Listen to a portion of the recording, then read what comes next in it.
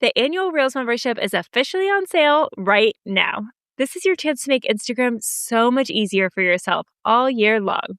Here's the deal. Every single Monday, I'll send you an email with 4 ready-to-post Reel ideas.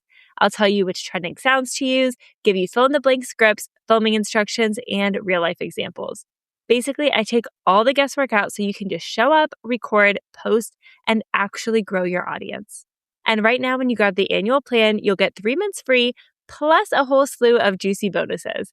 I'm talking video tutorials to help you film and edit like a pro with no fancy equipment, and caption templates and AI prompts so you can fly through writing captions too. So if you've been waiting for a sign to finally get consistent and step up your game on Instagram, this is it. Go check out the link in the show notes. I'd love to see you inside the membership.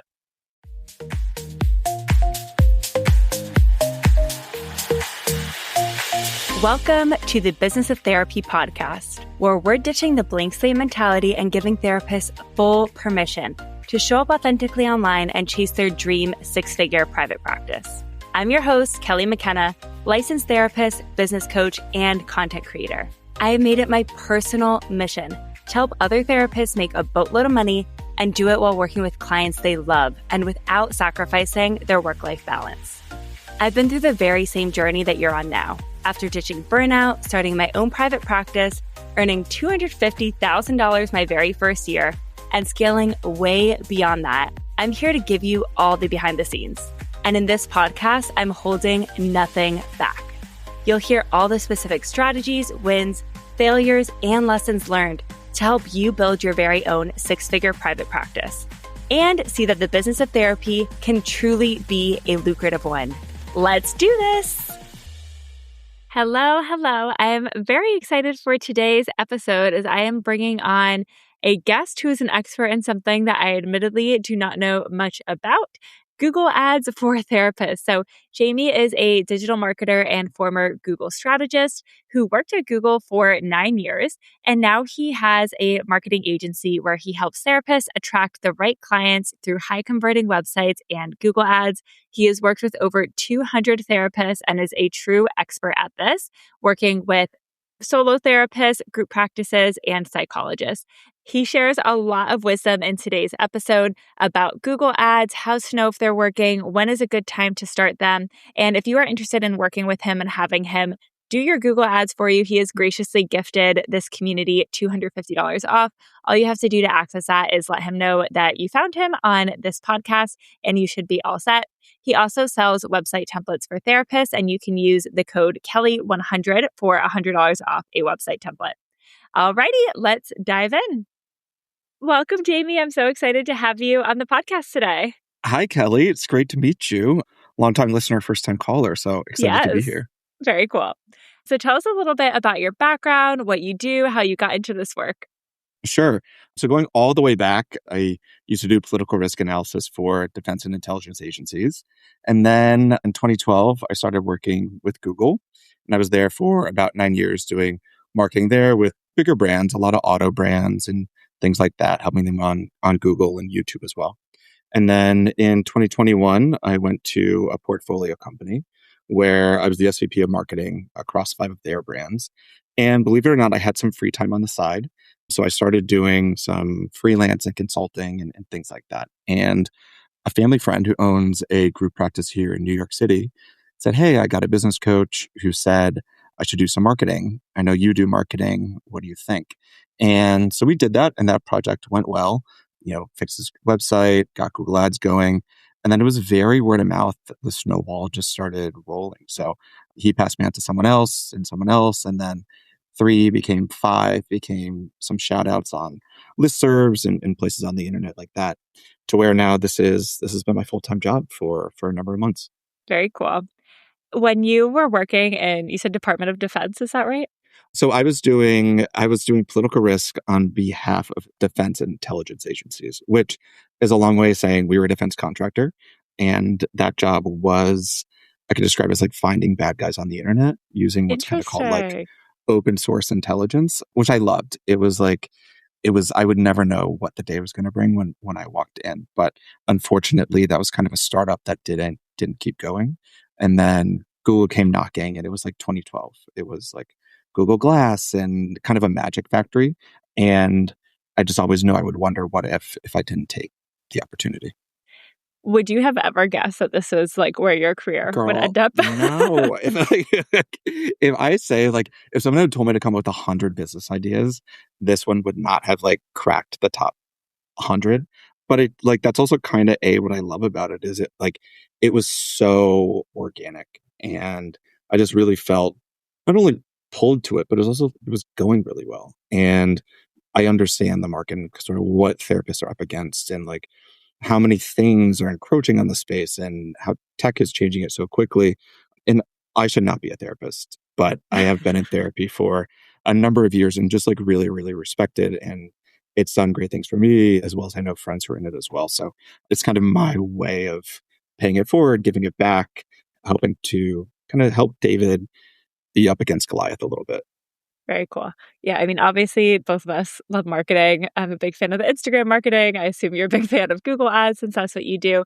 But I think that it really just speaks to probably your skill as a marketer that you've been able to build this business like largely through referrals.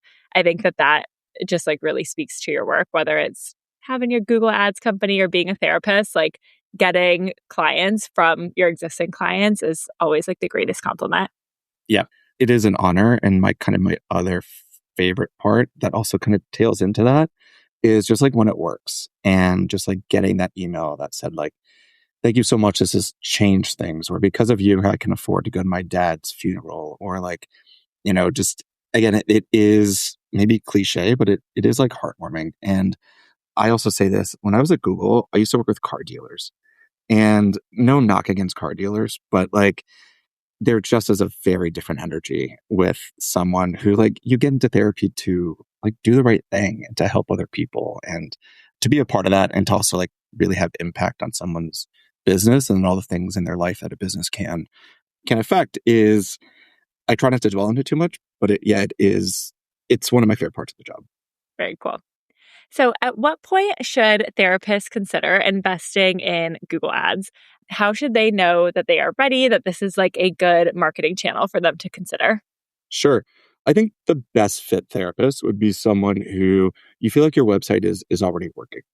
You're already getting some leads in, and what you want what you're coming to the ads for is to put gas on that fire, to really take what's already working and to up level it.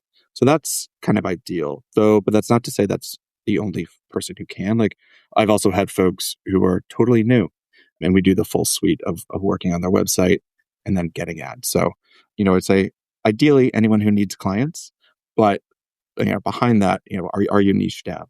Do you feel like your website is in a good place and already having some effect? And then ads are really, you're looking at them as a multiplier versus oh no, the house is maybe on fire, or this isn't working, or I'm feeling really kind of heavy and I just need to try something. And I've heard ads can work. Yeah, I think that that's such a good point because ads can be really helpful at like allowing new people to discover you, but they are not magical, right? And so if we send a bunch of new people to a website that is not niche down, that has like looks really janky, has bad pictures, is like not clear on marketing, there's no clear next step for people to take. We're just going to have a bunch of people on your website, right? Yep, exactly. You get it. I mean, I also say when I email folks who are interested, ads can only work as well as your website does. So with the vast majority of my clients, like the vast majority, we have to do some website work first, because I used to do just the ads up until last summer, but there was just such a gap in success, customer satisfaction, or frustration, and also just budget being spent responsibly that I have moved away from doing, hey, just ads to we really need this to work. So we're going to look at it from both sides of it. Yeah. Not to get like too into the nitty gritty here, but are there like specific metrics that you're looking at in terms of is a website working? Like, is it the number of clients that somebody's getting from their website? Is it like a percentage of views should actually be converting into a discovery call? Like, what is that kind of that you're trying to look at there? It's that one. So the right metric is conversion rate, which for those who are less steeped in marketing, it is the proportion of people who visit your site to those who fill out your inquiry form. So if it was like you have 10 visitors and one inquiry, your conversion rate is 10. 101, it's a 1% conversion rate. For a website to be working, I would say 4-ish. More is more. Like if we're above 4, let's hit it. But I'm also going to assume at that point, they are kind of relatively warm leads, right? So people who have found you through means other than an ad, like a friend's recommendation, or maybe psychology today could maybe be in the middle ground there as well. Other metric I really like is time on site. So if you have Google Analytics set up, which I know is a little more 201 level, look at how long people are spending on the website. And I like to see that number at 30, 35 or above. If you start to see it cross, seconds, thank you. If you start to see it cross that like minute mark, certainly minute and a half, that might actually be a signal that it's not clear to someone where to go to take their next step, or there's just so much on the website that they're kind of getting lost and distracted in filling out the form. Cool. I'm curious your thoughts on this. So I usually recommend that therapists actually set up like an intro call scheduler instead of having a form. What are your thoughts on that recommendation? And do you think it differs at all when you're running Google Ads?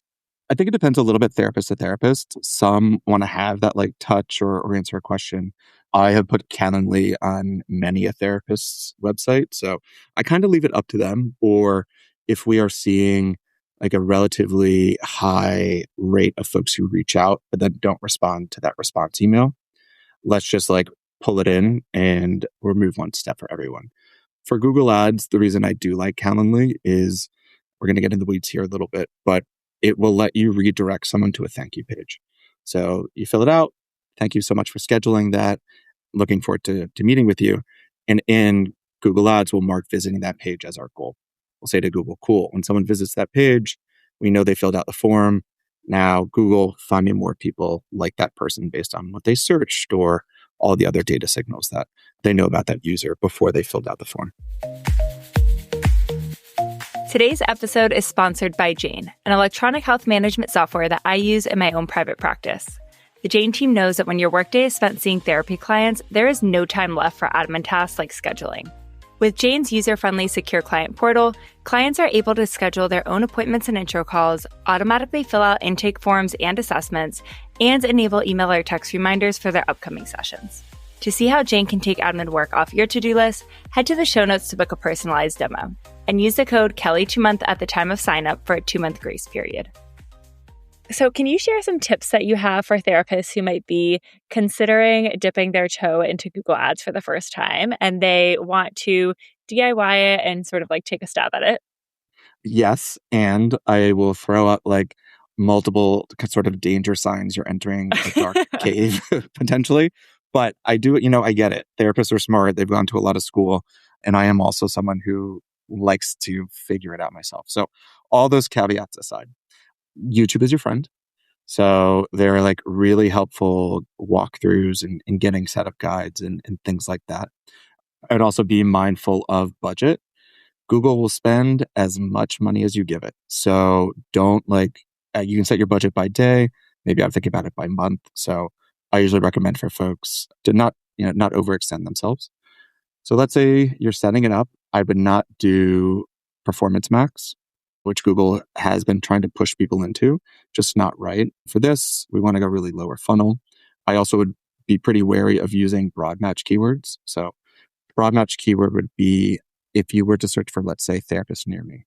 Google will take a really wide interpretation of that. And so it could be physical therapist near me or mental health therapist near me or even helpline numbers for a therapist in my area. It'd be really kind of everything that tends to waste spend, at least in this industry. So stick to what's called phrase or exact match. And then I would say the way you know it's working or the way maybe you decide, hey, I should hit a pause and reevaluate. If you have 100 clicks and no one has filled out your lead form, I would pause. Most of my clients hit a conversion rate of 5 to 6%. And some quite farther above that. But if you start to see those numbers come in and you're just not getting results, I would pause and see if, maybe you need some help or if there's a different marketing channel that's a better fit. And is the issue there, I guess, when you're getting 100 people who are clicking, but they're not actually taking the next step on the website, is that indicating to you that either we have the wrong people clicking because our Google ads aren't reaching the right people, or else like the website needs work and we have the right people, but it's not sort of like moving them along that process? It could be both. So I'll break those down based on the numbers I would look at. So the first one is, are our ads getting in front of the right person? You'd look through the metric there of click-through rate, which is how often is the ad shown to how many times is it clicked. Same thing here, like you probably want 6-ish%. That means, okay, what someone is searching in the ad they're seeing is what they're expecting to see. So there's a match there. So once we've believed that the ads are doing their job, they're in front of the right person, they're being clicked on enough, then it becomes kind of the website questions. And this is looking at some of the metrics that we named earlier in the podcast. So like I said, I like time on site. So you do want to see in that 30 and above. So that means someone clicks on your site. Someone clicks on the ad, comes to your site. Are they spending at least 35 seconds from the ad? That means there's a good fit. They're seeing what they expect. And then also conversion rate again. How many of those visitors from the ads end up filling out your form? And you just kind of go down the line to see if you could figure out where that gap in it, where that break is. I like too how you recommended YouTube, because I think sometimes when therapists decide they're going to DIY something, I think that they can like almost miss the idea that they are also choosing to develop expertise in that area, right? And so it's not just like, oh, I'm going to DIY it and click on. I always get ads in my Gmail telling me like, oh, you get free ad credit on Google. Do you want to like advertise? And it looks really enticing. It looks really simple. Like, oh, I'll just click this and They'll get you. Yeah, I'll get my free $500 and I'll make my ad. And I think that when therapists fall into that in particular, like they're bound to be disappointed. I think there's clearly a lot of like technical stuff behind it and metrics you need to look at in order to optimize your ads and having them perform well. And so I would just like double down on your caution there that if you are going to DIY it because this is an area that you're really interested in building skill and expertise in, and you're wanting to like understand this data and you're going to have fun with it and you're going to play with it and tweak it and really become like an ad manager in your business. And if not, then I think that it's like a much better return on your investment to work with somebody who knows how to do that from the jump and can get you the results that you're looking for quickly. Yeah, I completely agree. And I think maybe another way to say that is, don't DIY it because you're trying to save a couple bucks. Ads are expensive, but you really do save out in the long term by having ads that work versus ones that only kind of work or don't work like they could. Like, how much would you recommend therapists invest in ads monthly in order to see results from them? So my recommendation for the vast majority of my therapists, and this is both my group practices as well as my individuals, is $500 a month. I find tends to be the sweet spot for a few reasons. One, it just lets you get enough data in the system so that it can learn more quickly and that feedback loop happens, and the ads are shown enough for it to figure out who fills out the form, and that informs who it shows the ads to, and that loop and flywheel start going. Two, 500 is also the first tier of Google's promotion that they seem to always be running. Spend 500, get 500 in free ad credits. So that's another great way to kind of offset that cost and make it a buy one, get one for that first month. And if you want more, you can dial it up. Or if you're starting to feel full, you can start to dial it down. But I think 500 is my recommendation for most folks. Yeah. Is there maybe like a point in running Google ads that you do recommend people DIY, I guess, of like when somebody signs up with you and they're like, okay, Jamie, like help me run Google ads for my practice. Are they working with you for life then? Or at what point are they able to say, no, my ads are kind of working, like I can take it from here? Yeah. So for when I work with folks, I stay on for the first 7 inquiries from ads. So 7 folks who clicked on your website or clicked on the ad, came to your website and filled out the form. That's 1. And then once we hit 7, I say, hey, you can keep me on monitoring and optimizing and really weeding the garden, making sure things are running as they should, or you can take it over. And as I show like therapists kind of the account and those numbers come in, I think they prefer to have someone manning the garden. 85% of my folks keep me on month to month. Those who pause, it's either because they got full I had one who sold their practice or sort of like outside events. So, you can't always turn it off or on, but it's the same kind of thing. Unless you really want to invest and learn in it, it's probably worth the investment just to keep some trained eyes on it. Yeah. And if you do like pause ads, like let's say I get full and then 3 months later, I'm like, oh, I have like 4 openings on my caseload. I kind of thought they would fill organically, but they haven't. Can you just like pick up right where you left off again? Or are you kind of like starting from scratch with your work This is a with good therapists? question, Kelly. This is an advanced question. So you can pause your ads and they pause immediately within 30 seconds. Turn those on and they'll ramp back up. Now, I have seen where an account we pause and then we turn it back on, and the account does kind of start from scratch. It basically kind of forgets all the things it was doing from the beginning and goes through the learning phase again. But that being said, if you don't need clients, why would we be spending for inquiries and to show your ads if you have to turn people away? So the better way to think about that is, yes, it will have to warm back up if we go from pause to restart, but it tends to go back to where it was once we're a couple of weeks in, and again as that data and those leads come flowing back. Yeah, very cool. Can you talk a little bit about like the difference between ads and SEO in terms of like getting found on Google, and I guess a little bit just about like that process and what folks can expect there? Sure. Yes. I mean, we could probably spend a whole nother episode on the difference between the two.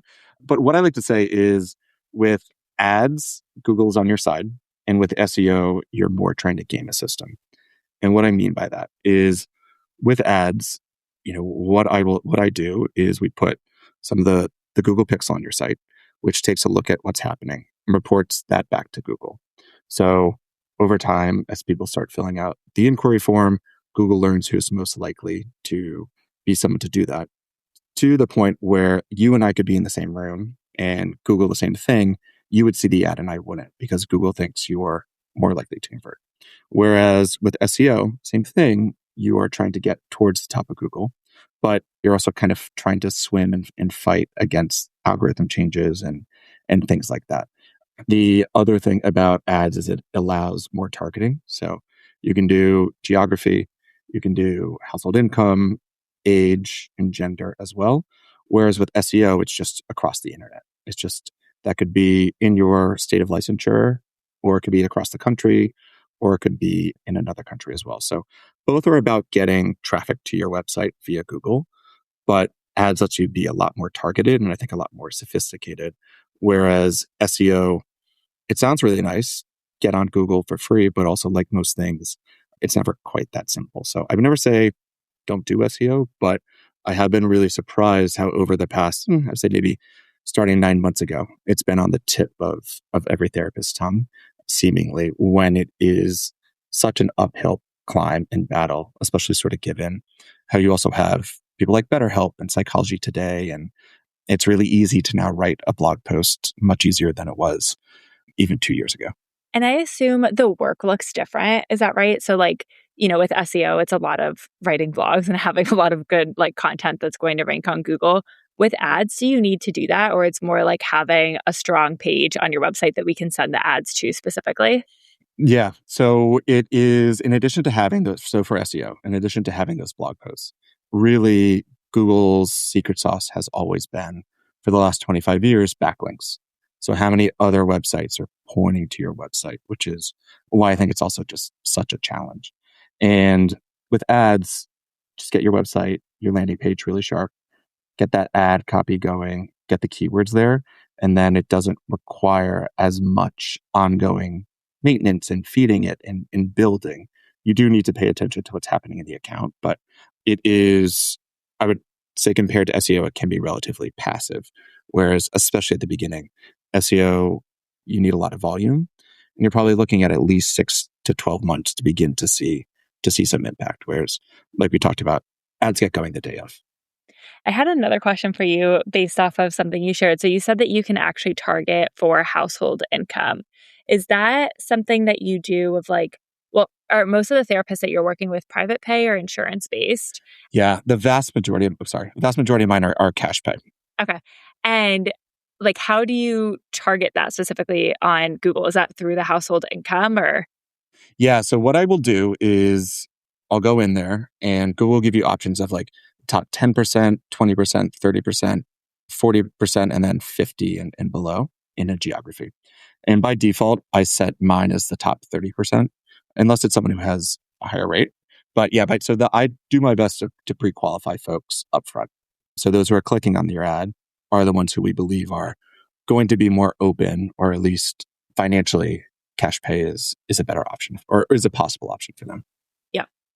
And then are you doing anything to support therapists of like, let's say that they're getting a bunch of people to book calls with them from the Google ads, but they're consistently hearing on calls like, oh, I thought this was insurance, or I can't afford this, or let me talk to my husband. Oh, turns out we don't have out of network. Like, what does that process sort of look like? Does that become like a targeting issue, a copy issue? So I think about it as kind of by default, I will, if the therapist wants to do it, we'll put some mention of that into the FAQ. Though I'm kind of hesitant to put it immediately right there on the contact form or the page, because you suddenly make it about money, right? You suddenly make it about finances. And, I do think the internet's the internet. And so you do need to have a little bit of an appetite to people come in and you just say, hey, like it's not a fit, but it doesn't come up as much as you would think, which maybe it's part of that targeting. But when it does come up, I think about having, okay, is it in the FAQ?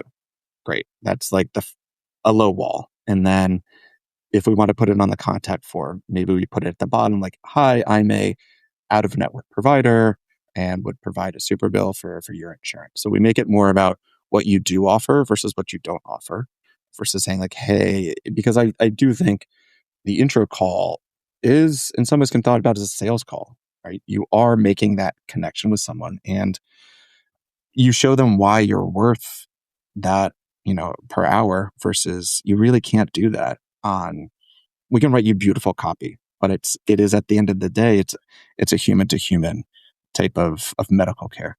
And then if there's, and if they're still getting it, then maybe we make it a check mark to acknowledge that they're out of practice. But I take the approach of trying to be as soft about it. And then if it really is becoming an issue or a blocker, or maybe too many calls, then we just slowly introduce it to be a little bit more apparent to folks who aren't actively looking for it. Yeah, I love that. I'll link in the show notes 2 episodes that we've done on listing your fee on your website and also like converting clients on intro calls. But I'm so aligned with everything that you're saying. I think it is really important to have, that number like clearly displayed on your website. But I think that when we put it on the contact page in particular, almost sort of starts to feel like an apology, or like we're assuming that most people aren't going to make it work, instead of really normalizing that this is just how your practice is run and this is what people can expect. And so instead, I encourage folks in like that confirmation email to link to the rates and FAQ page. But again, not even saying, as a reminder, I charge $275 per session. I'm just like, as a reminder, you can visit and learn more information about out-of-network benefits and how that works here on my website, right? We're really, I think, just trying to normalize it. And to me, the goal is that by the time they get on an intro call, they're not surprised about your fee and hearing about it for the first time. They've had, some general awareness of it. But then, like you said, it is really a sales call. And so it's up to you on that call to really show them that you're not just a good therapist, but you are the best therapist for them. And that is what makes people, I think, willing to take that extra step of like utilizing their out-of-network benefits or going out of pocket if they don't have those at all, because they feel so confident in the relationship and your ability to help them. Yep, exactly. Very, very well put. Totally aligned on that one too. But it's tricky. I get it, right? Because we suddenly have to talk about money, but we don't want to, and all the feelings that come up with that. Yeah. Can you share with us maybe like a client example of somebody who you've helped and like what that has looked like for them from Google Ads? Maybe a therapist who was previously accepting insurance and now is really having to like do marketing for the first time because they're wanting to go private pay. And so they're trying to invest in some like outside support with Google Ads. Okay. This was actually the call I had yesterday. Love to see it. So yes, she is out of upstate New York and she's full on insurance. but she's moving and she inherited the family farm. And so she's moving to Ithaca. And financially, like insurance isn't making sense like it used to. So what she's looking to do, and we kind of talked about for her strategy, as as one drops, then let's bring in a cash pay client. And so the way we're going to do that is we're working on her website first. So making sure, we're aligning on her niches, because what I'm able to bring is the niches that I see perform well for ads. Because a lot of the advice, which I don't think is wrong, but it's what lights you up and what are you good at? Great. But also, where is there some market demand? And that's one thing that I have on my website as a guide to help therapists. I rank those into 3 buckets. So we're relying on her niche, then we're going to work on her website and just make sure that those landing pages are really sharp and kind of moving a click into learning about her, why she's an expert, what she does. And then the hope is that over time, like as people drop out, we're going to have new cash pay clients come in. And I think that's, as you were talking about what's maybe like an ideal client for ads, she's also a perfect one because she can kind of take her time with it versus having to feel like too much pressure around this working and things like that. Amazing. And then give us the pitch if people are feeling inspired and they're like, okay, Jamie, I want to do Google Ads and I'm not going to, become a tech bro with it. Do it for me. How can they get support? So next first step, as we may have mentioned, like I'm offering $250 off for all of Kelly's listeners. So you go to my website, therapistdigitalmarketing.com, click on Google Ads, get in touch with me, mention that. So then when we start working together, first step is to align on your niches, both finding what do you like to do as what have I seen working well with Google Ads. And then we will sit down together. I'll interview you for an hour to hear from you all about that and what sets you different and what is it like to work from you and really get all the stuff that I need to then take my next step, which is to go off and author the copy for each of those specialty pages. I then deliver that to you in a doc for you to review. When that's greenlit, then we go into making some website tweaks if we're going to do that together. I'll build those pages. You'll take a look, maybe swap photos, adjust any last minute wording, and those new pages go up and we start the ads. And we will do 3 ad groups, one for each of the specialties that we're working on together. And I stay on for those first 7 inquiries. So 7 folks who click on an ad, come to your website, fill out the form. That's 1. If they come from a friend's recommendation or Psychology Today or somewhere else on the internet, it doesn't count for our purposes. And then once we hit 7, we'll have the conversation if you're full and you want to pause ads, or you want to keep working with me, or if you want to take over responsibility for the account, like growth and tweaking and error resolution and things like that. Very cool. And I know that the price probably changes a little bit depending on how much you have to do for like website stuff. And thank you for giving $250 off to the listeners. That's so generous. You're welcome. What does that like sort of ballpark look like in terms of investment for Google Ads? So it can range from $2,500 to $4,500. $4,500 is for someone who has no website and is ready to just do the whole thing. Or your website is kind of really struggling and we might as well just start over. $2,500 is for folks who we just are going to make some text changes to the website, and someone else is going to do the website work, whether that is like you or a designer is going to build the pages. Awesome.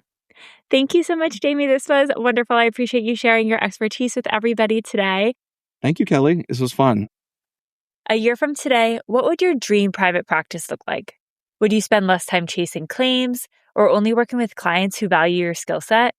What if you had more time for yourself? Alma empowers you to confidently accept insurance through easy credentialing, enhanced reimbursement rates, and guaranteed payment within 2 weeks of each session. Your dream practice is closer than you think. A year from today starts now at helloalma.com/Kelly. That's helloalma.com/Kelly to get started with your first 2 months free. Thanks for hanging out with me today. My goal with this podcast is to help as many therapists as possible. So if you found this episode helpful, would you please do me a huge favor and leave a 5-star review wherever you're listening to this? As a thank you, every month I'm gifting one lucky reviewer a free month of done-for-you Reels ideas inside of my Reels membership.